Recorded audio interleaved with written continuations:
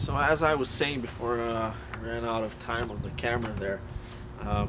No decent person, no honest person uses that stuff, and I had a video on it on the Rambler, and what happens is it is pretty cheap, and it sort of looks, you're able to make it look good at the end. So on the Rambler, what they did is there was massive holes. It wasn't even rust spots; it was just holes, and the person didn't want to weld. They just got some of that stuff, and it's basically just big sheets of some sort of mesh, almost like a cloth, and you put that on, and then apparently you put the resin on it. That's sort of the theory behind it. I've actually never done it, and I hate whoever has done it. That's definitely cheating. Well, maybe I'd understand if you'd use it like to get yourself somewhere without, let's say you're in the middle of nowhere without access to a welder, and you have a big hole there, and there's rain and water coming in, and you just want to do a quick fix just to get you, from A to B. Then I guess that's justifiable. But anytime you put that permanently on a car, that's cheating, and I hate whoever's done that, right? So on the Rambler, they did the worst of the worst. They put that stuff just over rust. They didn't even bother taking out the rust or fixing the source of the problem. You see, it never actually fixes the source of the problem. If that's a main motto that I have when repairing things. On these cars, especially classic cars, on modern cars this doesn't apply because it just breaks by itself. So, but on classic cars and anything else, if stuff breaks, it's for a reason. You don't just replace it because you're just fixing the symptom. You're not fixing the source of the problem. So if there is rust somewhere on the car, that's because there's water, humidity, whatever getting in there somehow. You got to fix the source of the problem. You don't just put it there and I replaced the part. Well, why did it get damaged in the first place? And that's true for everything. When I first bought my car, I had to change the alternator, and of course, as an inquisitive mind that I have, I opened it up to try to find what the problem was, and it turns out that the wires connecting the two bearings on it the solder came loose. So why did the alternator not work? Not because it's time to replace it, not because it's reached its useful life. It's because somebody did a bad soldering job on it, be it in the factory, be it wherever. That's the source of the problem. That's why it got damaged. Stuff doesn't just break by itself. That's never happened. That's the basic principle of physics. It's impossible for an inanimate object to damage itself. Something is damaging. You got to find that and fix the source of the problem. So in the case of my Ramblers there, if you watched some of the other videos, water was starting, it was running from the top of the car down to the bottom through the sides. And that's why if I had just repaired the side, well, a few days later, or a few months later maybe, or even if it was a few years, the same problem would occur again. So I actually replaced the bottom of the sort of like I call it a hood grill or spout, whatever you want to call it, where the water comes through with stainless steel, and so that stopped water from leaking in to downwards. Now that's going to last centuries. It's going to last forever, pretty much. Right? So that's a proper job. You never just replace things just for replacing them. You actually need to find out what the problem is, and identify that, and if it requires some improvement, then we'll improve it. I'll improve on the design. So I guess guess that sort of summarizes the body work. I know I went off topic a little bit, but I think I've explained pretty much how the body filling and car body work goes. Let me just try to think of something else that I might have missed. Once again, if you have any questions, just feel free to ask them. So I've covered the three main types of body work, as well as their combinations.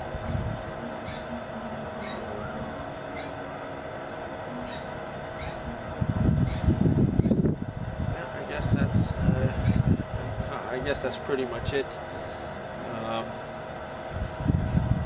Once again, all those things, come into play when coming up with a quote, as well as how difficult it is to actually make a fender. So, for a large flat section, for example, for a door, a nice flat door, and there's no curving, there's no bending, there's no forming involved. It's pretty much just cut a flat piece of steel from the sheet, weld it in, and that's it. So, but if you have like lots of curves and lots of twists and corners, especially corners are the worst, then obviously there's going to be a lot more work involved. And even though it might be a smaller section, the cost is going to be quite a bit higher. So how can I give you that price? I have to see it. There's no simpler way. In the event that you do want to sort of figure out an estimate, so that you can have a rough idea of how much you're going to spend, just contact me through oldcrowsclassiccars@gmail.com, or WhatsApp, or the shop phone at 905-448-3688. And I have a few sheets where you can sort of figure out how much you're going to spend. But if you're going to go through the time of actually doing that, it's just sometimes best to just contact me and go from there. But at least that gives you a starting point. And if I'm not gonna be able to do a complete restoration of the car for $2,000. By the way, most of the times, vast majority of times, I'm able to match any other price, match the quality and price of any other repair shop.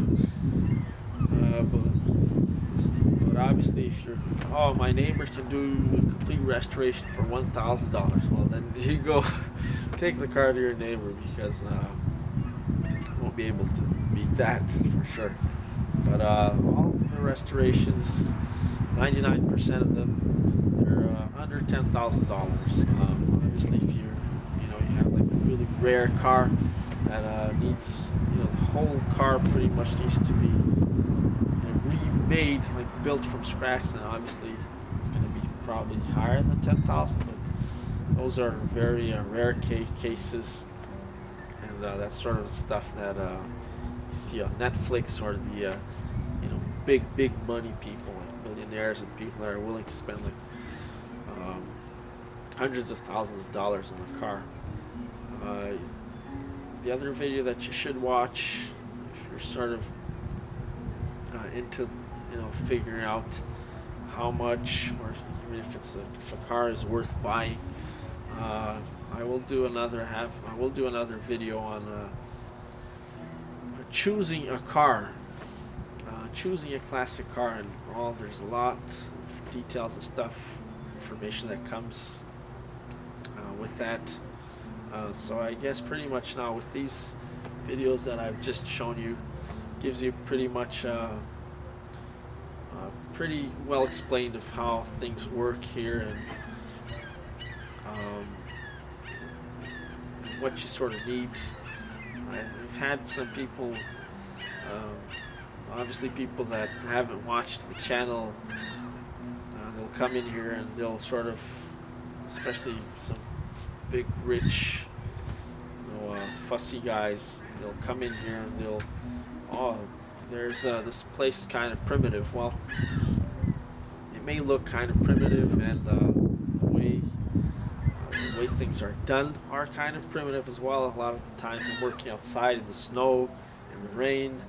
I don't have like a huge shop or a huge barn or garage to store cars in, but that doesn't influence the work in any way. And once again, like I said, you're going to be covered by the contract, and pictures and all that. So if you're the sort of person that is going to come in here and sort of ask me, oh, how old are you, or how many years of experience you have, or do you need a better shop or whatever, then please just don't come, just don't bother me. The work here is for people that are intelligent enough to appreciate the work that I'm doing here, and to know the difference between a bad job and a good job, and understand that the security that I'm offering here. Yeah, if I was just some guy that was just offering you to, trying to get a job done from you and get your money without even signing a contract or whatever, yeah, that could be risky. But I have a name, I have a brand name, I've got everything set up here. I've done work on everything from engines to transmissions to weather stripping to custom made bearings to custom made fenders and all sorts of things. So yeah, I might not have I don't have 40 years of experience, but I've got the intelligence. So anyways, if you're the sort of person that doesn't see that difference, then please just don't contact me. But if you can appreciate this work, and if you like what I'm doing here and you like the videos, then yeah, please feel free to contact me, be it in regards to a business, or be it just to chat about cars or whatever, life, or the COVID-19, whatever it is. Just feel free to contact me there as well, on the YouTube, on the email, or through WhatsApp. I do, however, need to tell you guys that usually I work during the day, so I only have time to look at emails, phone calls, texts, and all that towards the evening, when I'm sort of done for the day, pretty much. So if I don't answer you within the hour, just be patient and wait. The reply will come. I do reply to everybody, unless, like, you can look at my comments. I do reply. As regarding the comments, my apologies to people that I've taken really long to reply to. It's just I'm not really good with the computer and YouTube technology thing, so it has taken me a while to figure out how to look at the comments and how to see them. And even so, I swear to you that they're sort of hiding from me. So if for whatever reason I don't reply to you, just feel free to, especially the WhatsApp. That's a great, that's probably the best method of communication. You can send videos, photos, as well as do a voice or video call.